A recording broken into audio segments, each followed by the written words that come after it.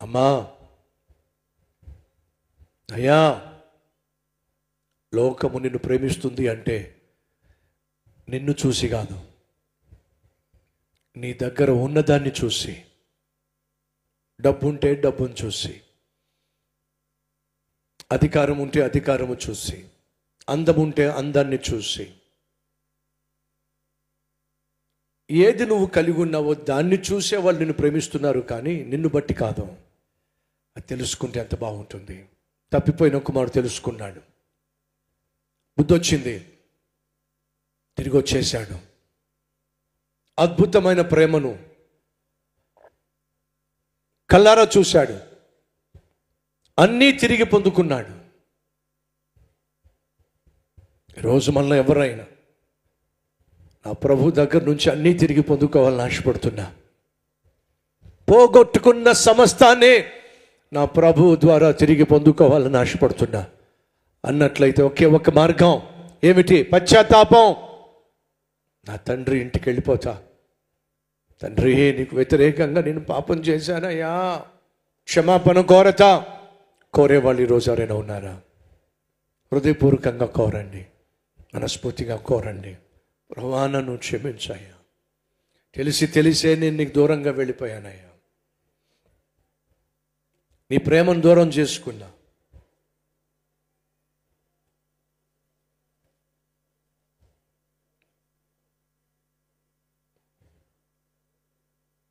ఆత్మీయతను పాడు చేసుకున్నా.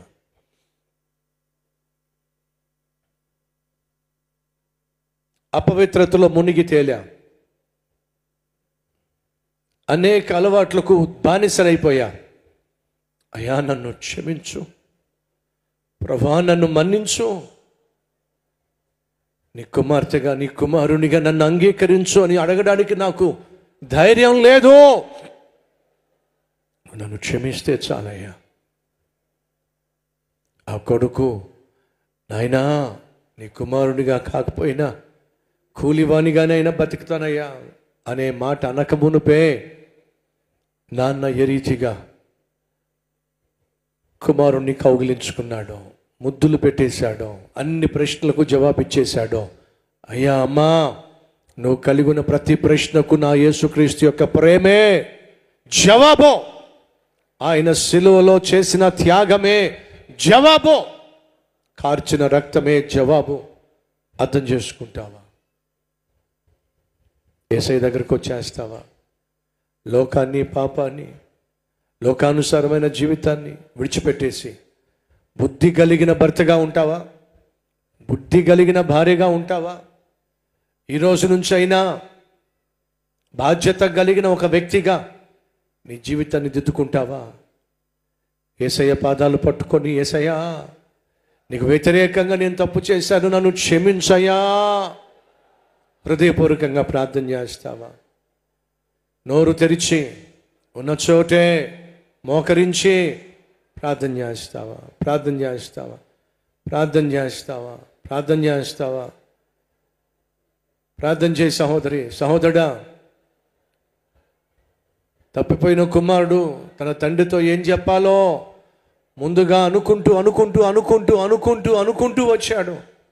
ఈరోజు ఇది చెప్పాలి మా నాన్నకి, ఇది చెప్పాలి మా నాన్నకి, ఇది చెప్పాలి మా నాన్నకి, ఇది చెప్పాలి మా నాన్నకి. దేవుని దగ్గరకు వస్తున్నప్పుడు నువ్వు ఏం చెప్పాలనుకుంటున్నావో ముందుగా తలంచుకో, ముందుగా ధ్యానించు, ముందుగా చెప్పుకో. ఈ విషయాన్ని మా నాన్నకి చెప్పాలి, ఈ విషయాన్ని మా తండ్రికి చెప్పాలి, ఈ విషయాన్ని నా రక్షకున్న దేవునికి చెప్పాలి అని ఆరాటంతో వచ్చి చెప్పు. దేవుడు నీకు సంపూర్ణ జవాబు ఇస్తాడు.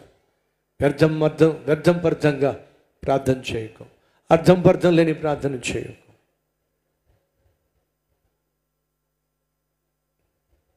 దేవుడు అంగీకరించు ప్రార్థన చేయి, దేవుడు ఆశించే ప్రార్థన చేయి, దేవుడు ఆశీర్వదించే ప్రార్థన చేయి, దేవుడు అద్భుతము చేసే ప్రార్థన చేయి.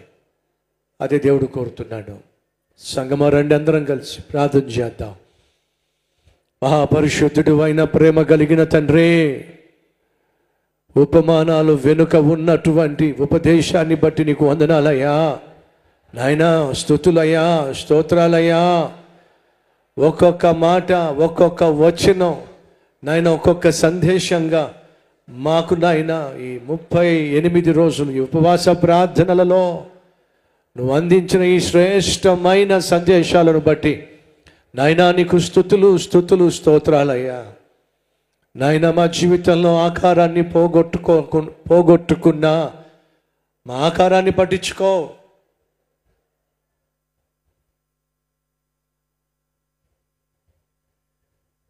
అద్భుతమైన దేవుడవు నాయన,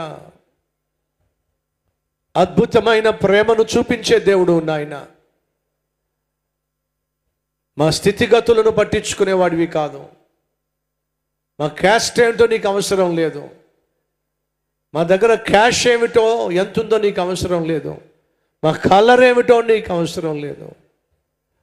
మా క్యారెక్టర్ ఏమిటో నీకు అవసరం లేదు. నీ దగ్గరకు వస్తే చాలయ్యా.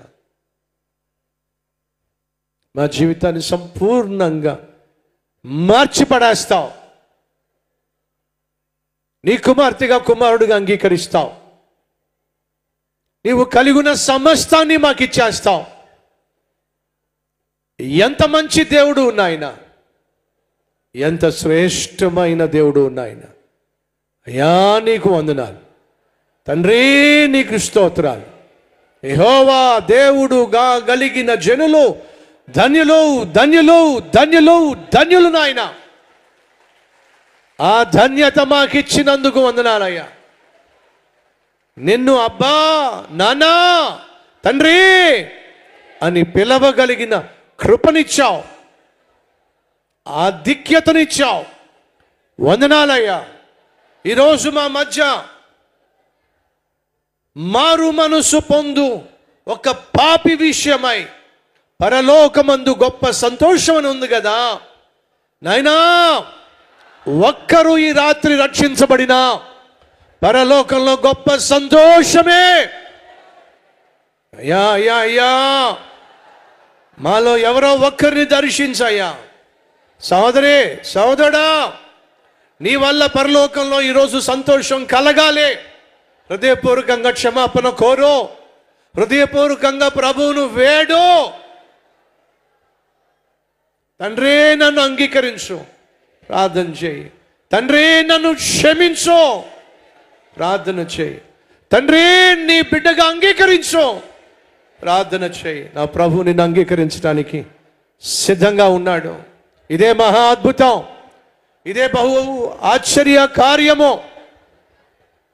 నీ ఆత్మ సంబంధమైన బంధకాల్లో నుంచి విడుదల పొందుకొని ఆత్మానుసారంగా జీవించే ఒక వ్యక్తిగా నువ్వు నీ జీవితాన్ని మలుచుకోవడం గొప్ప అద్భుతం. ఈ అద్భుతం నీ జీవితంలో ఈ రాత్రి జరగాలి. అందుకొరకు ప్రార్థన చేయి. అయ్యా నన్ను నీ ఇంటికి రాని అయ్యా. తండ్రి నీ ఇంట్లో అడుగు పెట్టే భాగ్యాన్ని అయ్యా. నీతో పరలోకంలో నివసించే కృపని అయ్యా. ఆ కృప పొందుకోవాలంటే మేము చేసిన ప్రతి పాపము క్షమించబడాలి. క్షమించయ్యా. పుట్టిన నాటి నుండి నేటి వరకు చేసిన ప్రతి తప్పును క్షమించయ్యా. ప్రతి తప్పు ఆలోచనను క్షమించయ్యా. ప్రతి తప్పు చూపును క్షమించయ్యా. ప్రతి తప్పు మాటను క్షమించయ్యా. నీ అమూల్యమైన రక్తములో మమ్మను కడుగుము నాయన. నూతన పరుచయ్యా. యథార్థమైన జీవితము మా సంఘంలో ప్రతి ఒక్కరికి దయచేయి యేసయ్యా. మా మందిరంలో ఏ ఒక్కరూ నశించిపోవడానికి వీల్లేదయ్యా. రక్షించబడాలి, ప్రతి ఒక్కరూ రక్షించబడాలి. అట్టి కృప దయచేయ్యా. అట్టి ధన్యత దయచేయ్యా. అట్టి పశ్చాత్తాపము దయచేయి నాయనా.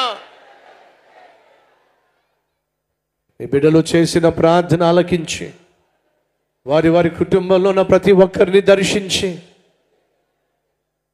వారు నిన్ను సొంత రక్షకునిగా అంగీకరించి తమ జీవితాలను దిద్దుకొనిలాగున సహాయం చేయమని విత్తబడిన ఈ వాక్యాన్ని ఫలింపచేసి మా అందరి పేర్లు నాయన జీవ గ్రంథంలో సుస్థిరపరచి రాక కొరకు ఎదురు చూసే ధన్యత మాకు ఇవ్వమని యేసు నామం పేరట వేడుకుంటున్నాం తండ్రి. తండ్రి, కుమార, పరిశుద్ధాత్మ త్రియేక దేవుని దీవెన సదాకాలం మీ అందరికీ తోడే ఉండునుగాక. ఆమెన్. ఈ సందేశం ద్వారా దేవుడు మాతో మాట్లాడాడు అన్నవారు మంచిది. 2వ తిమోతి తల్లి పేరు ఏమిటి అనగా 2వ తిమోతి పత్రికలో నుండి తిమోతి యొక్క తల్లి పేరు ఏమిటి? పేరు యునేకే. ఈ జవాబు పంపించిన వారికి కంగ్రాచులేషన్స్. దేవుడు మిమ్మల్ని దీవించునుగాక. ఈ రాత్రి ప్రశ్న స్క్రీన్లో చూపిస్తున్నారు. హెబ్రీయులకు రాసిన పత్రికలో పాత నిబంధన భక్తుల విశ్వాసమును గూర్చి ఏ అధ్యాయంలో వ్రాయబడి ఉంది?